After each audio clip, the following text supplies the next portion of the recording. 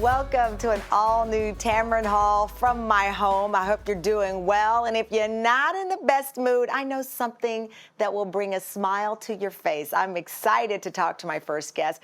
He just did an epic piano battle with Alicia Keys on Versus, and just a week ago, he added two BET nominations to his resume, which of course includes 11 Grammys and the distinction of being the first Black man EGOT winner. That's the Emmy, Grammy, Oscar, Tony. Okay, so who could I possibly be talking about? He's the first to do that. He's got an adorable family. His wife is a force of nature. You might know her by the name Chrissy Teigen. And their beautiful children, 4-year-old Luna, 2-year-old Miles. Come on, this is the worst guessing game in history. He's a coach on The Voice. And if you don't know who it is by now, he dropped the mic in his sexy pose on the cover of People magazine as People's Sexiest Man of the Year. He's got a new album out too, Bigger Love. Take a look. Can't nobody do us, and I just wanna think about loving. 'Cause we got a bigger love. Won't ever give it up.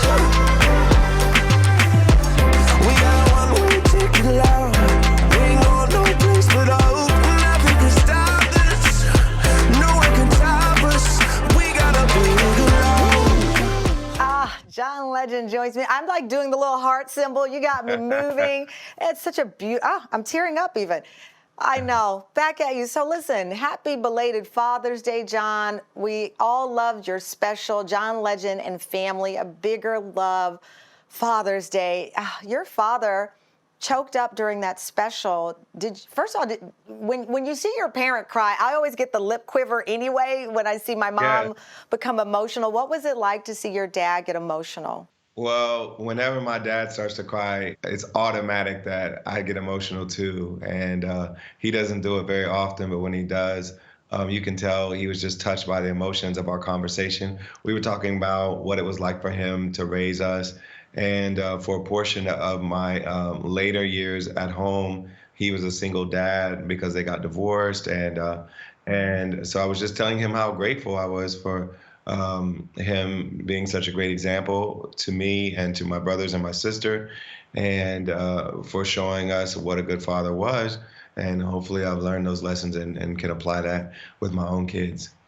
What a blessing to be able to tell your parent that, to have them around. I lost my father about 10 years ago, and you go through these emotional ups and downs when we look at our families. And I was thinking, actually, when I was watching your special about George Floyd, a father of 5, Rayshard Brooks, a father of 4, who don't get to celebrate with their children. And you wrote that powerful op-ed piece about Breonna Taylor earlier this month, just looking at all of these people and the connection that they have to family that they don't have now because of the times we're living in. What was it like for you to really unload those emotions and thoughts? Well, it was important for me to say that to my father, and we should think about the families of those folks that were lost, because a lot of times I think that is the best way for us to empathize with these folks that may not be from the same areas as, may not look like us. Realize that all of them have family members, all of them have people that love them in their lives. And if we recognize each other's humanity, each other's value, and have empathy for each other, I think that can take us on the path to getting closer to justice. Oh, I think you're absolutely right. That is why you say this could be someone's father, this could be someone's sister, this could be your neighbor, your friend, because it is natural that when you can see yourself or someone you love in that situation, it brings out that empathy. I do want to talk about this album. I mean, Bigger Love. What a great theme. What a great title during these times to spread a little joy. And you created these songs before it seems like everything just came to this, well, it didn't seem like everything did come to a screeching halt. Do you feel that, though, this is the perfect time? They say the reason and the season, this album could have come out at any time, but at this particular moment that was unplanned. Yeah, I didn't know, what the world would be like when we released this music. I was writing it. I was in a mood. I was inspired by love. I was inspired by the hope and joy that I feel And I still feel some of that, but of course, we've had a lot of tragedy recently with the pandemic, with these police killings and the protests. We've had a lot of images of us mourning and of us in outrage, but we also are fully human, and we experience joy and love and human connection. And this album is a celebration of that. And hopefully, it will help people get through these tough times. Well, I mean, that's the journey. It's the layers. It's being able to, we started out of our conversation, said, how are you doing? And I've struggled with how to answer that. And I always now say, I'm doing good, all things considered, because you do want to take that beat to recognize what is happening.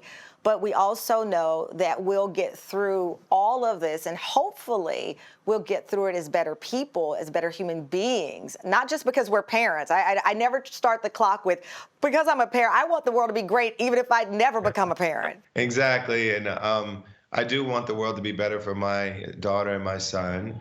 I do want them to live in a world where their skin color is not seen as as any kind of deficiency or any kind of negative. But that's not the world we live in yet. And because of that, we have to keep working. And what I was encouraged by watching these protests and watching all these people out in the streets is seeing a real multiracial, multi-generational coalition out in the streets saying, we believe in equality, we want to be anti-racist, we want to be a more just and more loving country.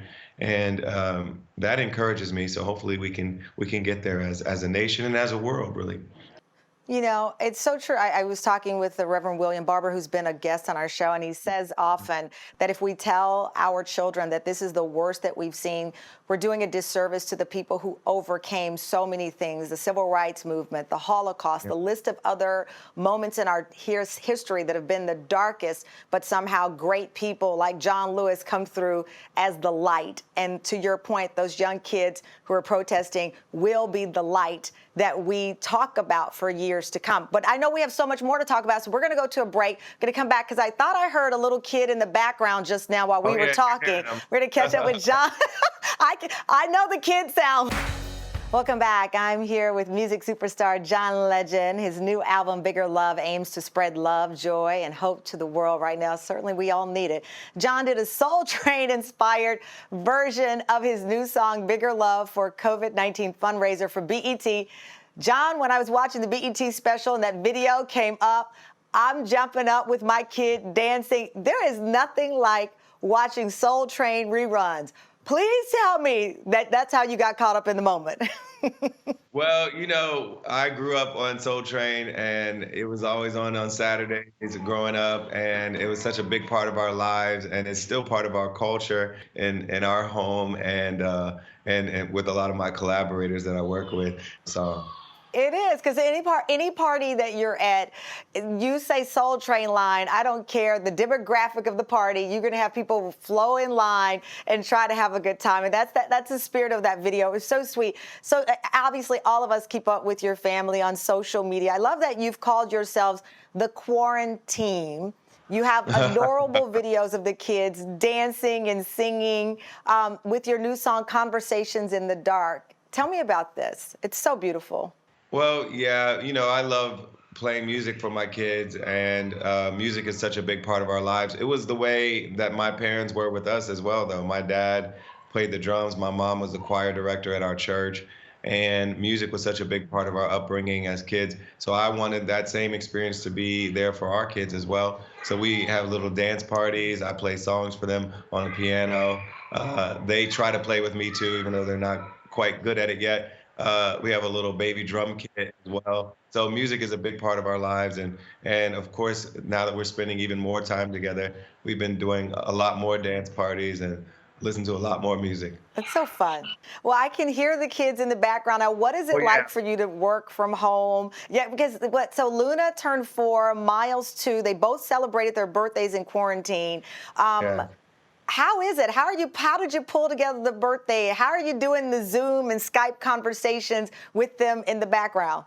Well, thank God for e-commerce because we just order everything online and put it together ourselves and have little celebrations where we can't even invite all their preschool friends over. But we do what we can with them, and honestly, I think they're happiest with us anyway at this age. I think when they're a little older, they'll probably be annoyed that they have to spend so much time with their parents. But right at this moment, we're the centers of their world, and they're so happy that they get our undivided attention most of the day. They're getting lots of mommy and daddy time, and I think they love the quarantine.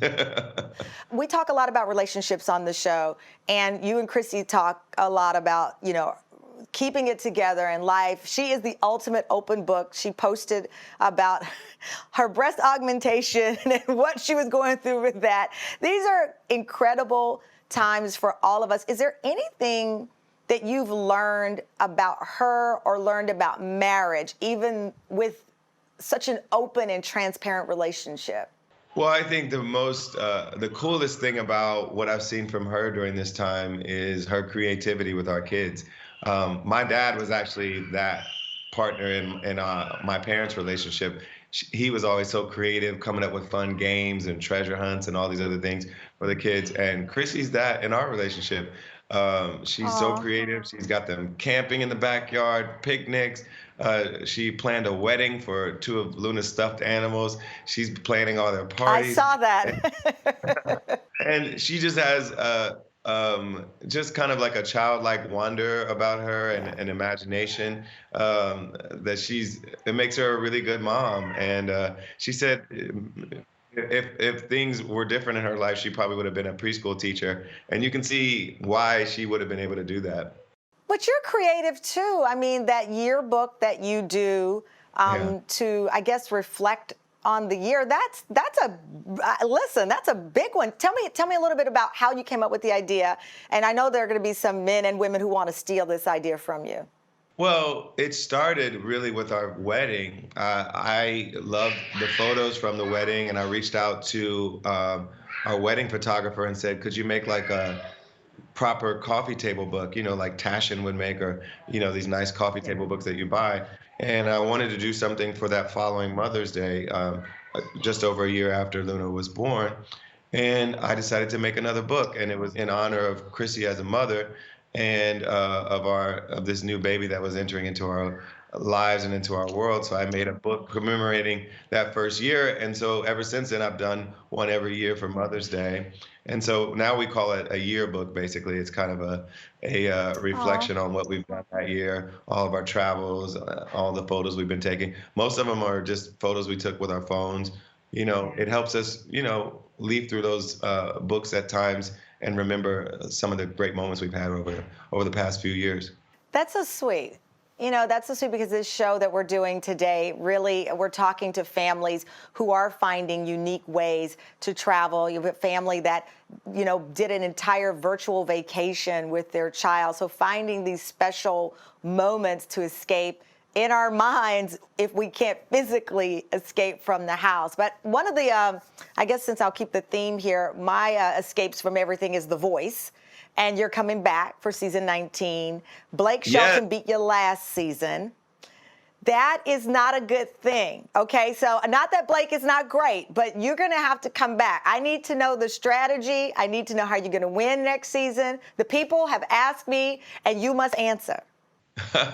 Well, I just do the best I can every season. I turn for singers that really move me and really inspire me, and I try to help them win. And, we all have differences of opinion about whether or not this or that singer deserved to win or whatever the case, but the people decide. And all we can do is put our best foot forward and coach our artists up and make them the best they can be. And then the people are going to decide.